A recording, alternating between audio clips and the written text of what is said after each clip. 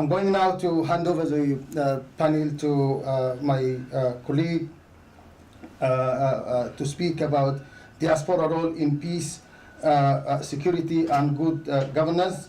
And my brother David Otto, the platform is yours now. Oh, thank you very much, Nahi Idris. I just want to really appreciate Professor Alam and the WAST, Sustainable Development for this opportunity. First of all, I think it's important, understanding, looking at the audience that we have today. We are mostly diasporans, and that means that as diasporans, we have a very, very important role in terms of peace, security, and good governance. And that role involves us, three perspectives. One of it is, our individual roles that we can play.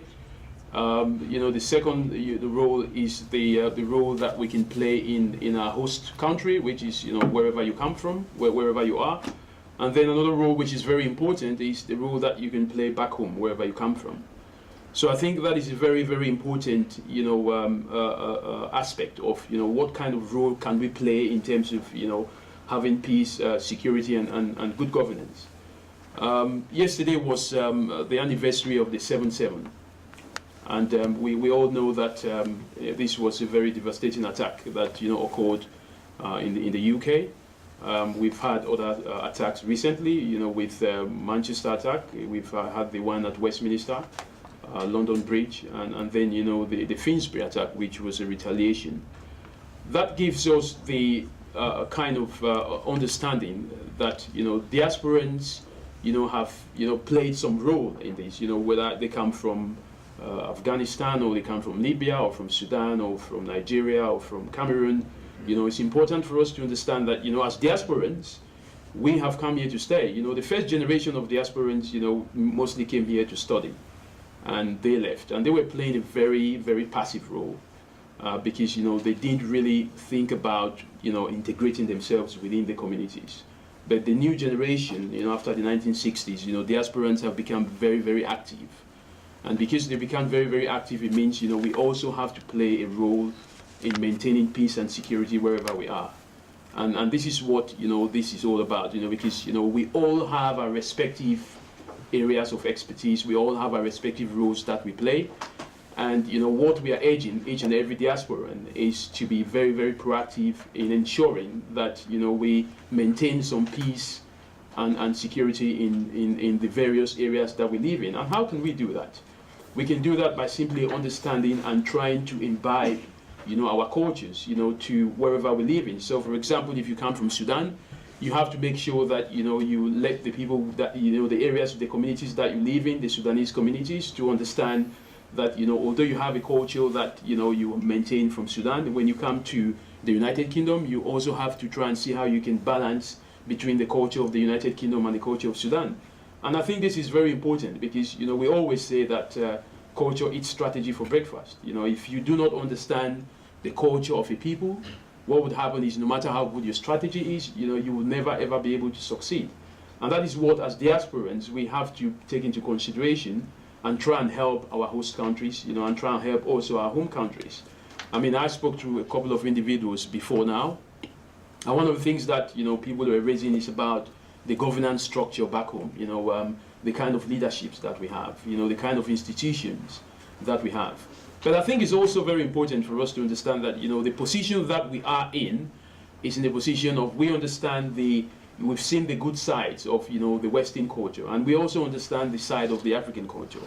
So we are placed in a very, very strategic position to be able to not just advise the host countries on how to deal with, our communities, but also play a very active role in advising our home countries, in the way of, bringing up our communities.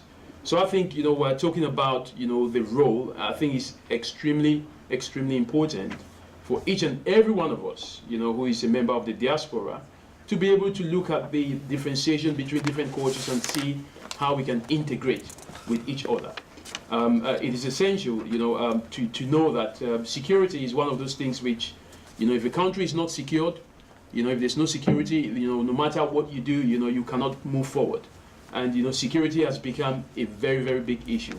I mean, recently, the U.S. government has placed, some bans, against certain countries, and Sudan is one of them. Libya is one of them. Most of these countries which have been destabilized, they've been placed under this security ban, this traveling ban. But I think it's important that, we have to play a key role, because, the only way that, these Western countries can understand the culture of our people is if we are actually putting forward our case.